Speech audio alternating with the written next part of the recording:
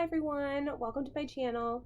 Today's video is going to be a little different than the other ones that I've done because I kind of decided to do it on a whim.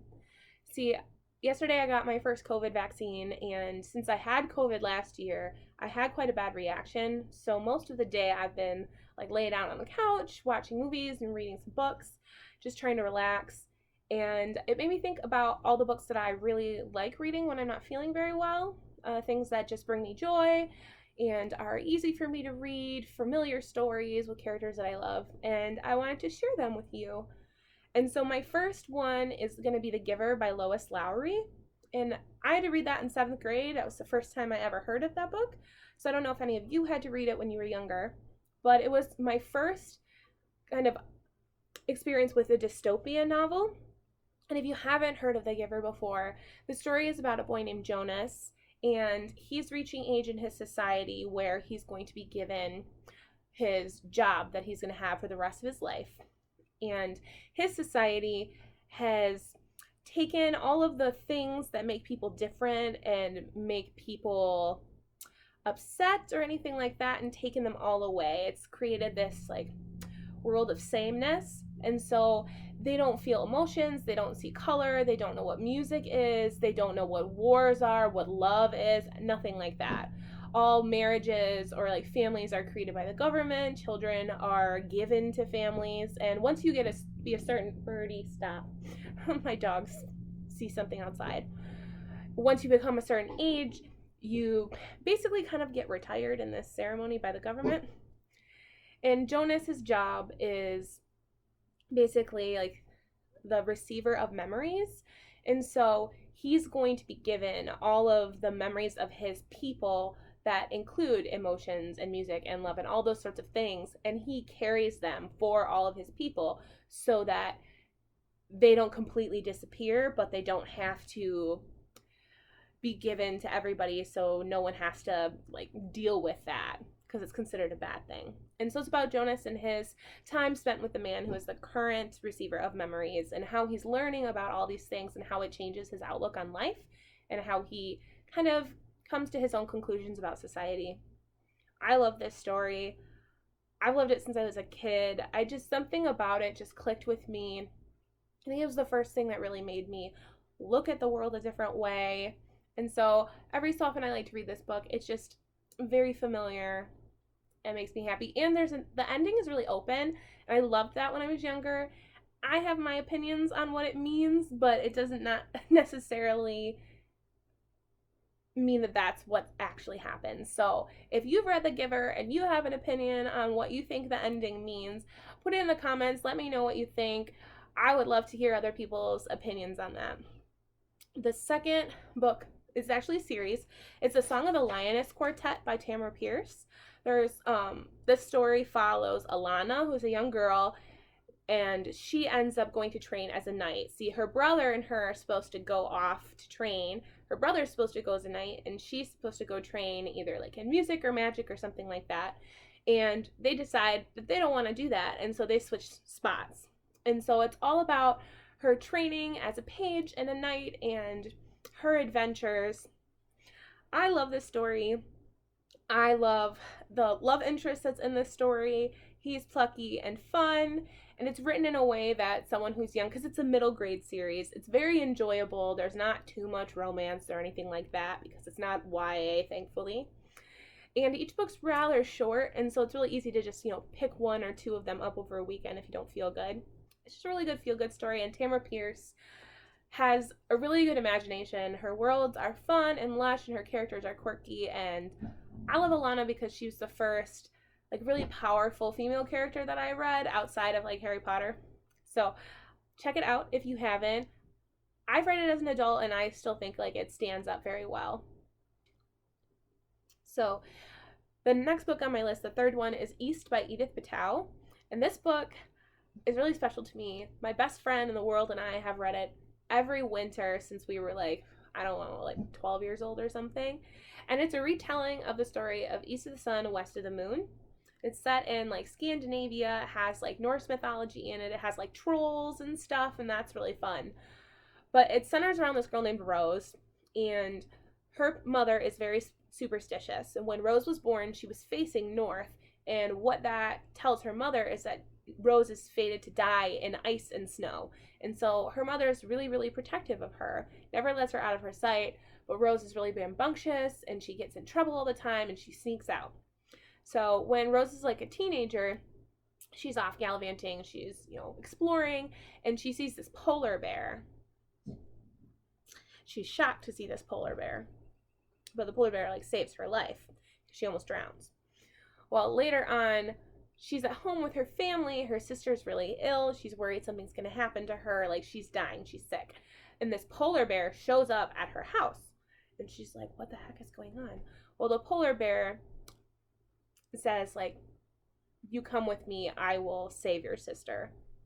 And so Rose decides that she's going to go with this polar bear. She doesn't know where he's going to take her, but she goes with him. And he takes her to his palace, which is in this mountainside. And she has to live there in this mountainside with him, and he kind of ignores her. And it's a fairy tale. It's a little bit, it's kind of in the vein of Beauty and the Beast, but it's not. There's so much more to it. And it's about Rose and how she grows and how she copes with the situation that she's in. I don't want to give anything else away because I really want you to read this book. I think anyone who enjoys the fairy tale-esque stories would like East. And it's very atmospheric. It's definitely a winter read. There's a lot of snow and beautiful imagery about that. And there's a lot of music in this story. So I think that's really cool. If you love fairy tales, definitely check it out. There's a sequel called West. I own it, but I haven't read it yet.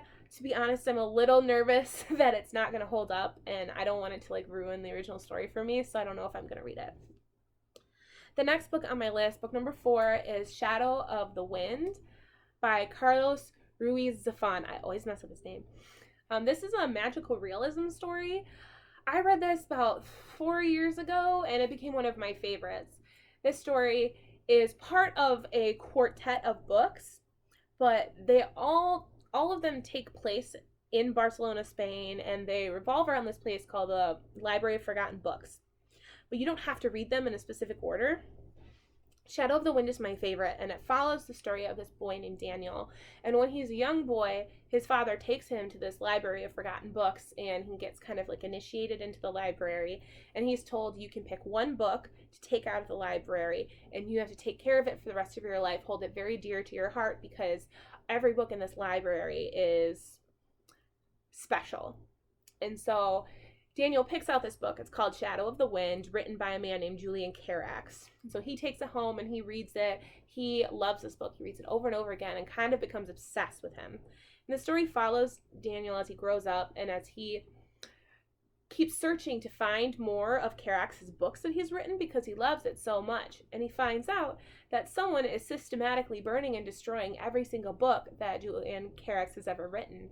Actually, so many of them have been destroyed that the one that Daniel owns might be the last one in existence.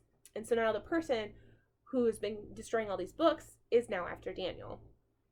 It's not, the story is so much bigger than just that. There's so many characters, and there's the story of Julian Carax himself. There's the star-crossed lover story. It's filled with emotion. The setting of Barcelona, Spain is beautiful. The way Zafon writes it. It's actually originally written in Spanish, and so the version I read was translated. If I ever learn how to speak Spanish, I will read it in the original language. This book is beautiful. It's not young like the other books I've mentioned. It's definitely an adult fiction story, but if you're interested in magical realism, I would definitely check it out. 5th on my list is Jane Eyre, which I'm sure everybody has heard of. I love Jane Eyre. It's one of my favorite classic novels.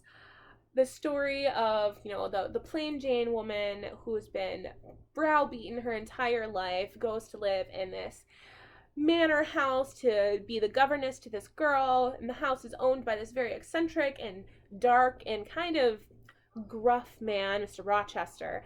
And so it's about her and how she grows into herself and becomes her own person in this manor, and how her life changes and how Mr. Rochester's life changes because of it. It is dark, it's gothic, it's very atmospheric. I love this story. If I'm in the mood for something that's, a classic that's a darker romance, I definitely go for Jane Eyre. Next, I'm going to go back to kids. Well, I guess you could call it kids. I don't know if any of you have heard of this, but one of my favorite series growing up was the Redwall series by Brian Jaques. And this one's really hard to describe to people. There's an abbey in the middle of the forest, and inhabiting this abbey are woodland creatures. There's mice, there's cellar moles, there's otters, there's rabbits, there's all sorts of different creatures that live in this abbey. Badgers, I love the badgers, they're my favorite.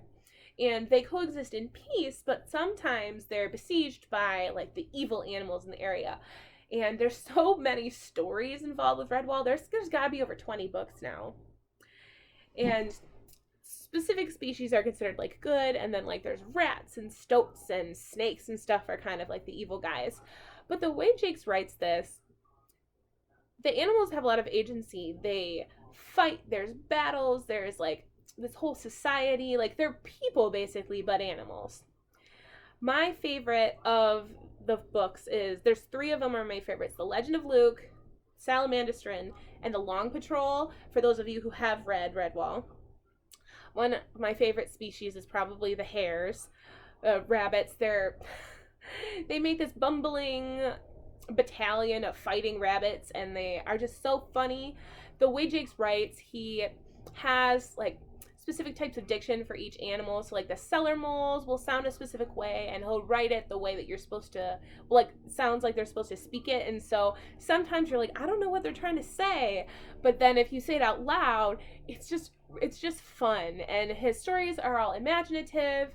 There's the original story centers around like Martin the warrior, and he was this warrior mouse, and it was this legend that was like this huge thing in their society. And so Redwall is like a long time after Martin the warrior. Martin the warrior like helped build the abbey. There's so many storylines I don't even know what to start with, but Jake's storytelling is great. If you're gonna read these books, either have snacks with you or make sure you already ate, because he is the best at describing food. And so there's just like, I can't tell you how many times I've gotten hungry reading his books, because there's these big feasts in the Great Hall in the Abbey, and there's like currant pies and all these types of like dandelion wine and things, and it's so good. I love the Redwall books. I try to read them every like couple of years, get through all of them. They're not super long, but there's so many of them that there'll always be things to reread, and every time I finish the series, I could start all over again.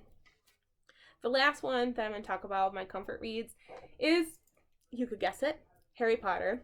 I don't really think I need to give you a synopsis of Harry Potter, but if I'm feeling sick, if I'm home and I'm like, I need to read something that I really love, that I already understand and already know, that's going to be Harry Potter and the Half-Blood Prince. Book 6 is my favorite.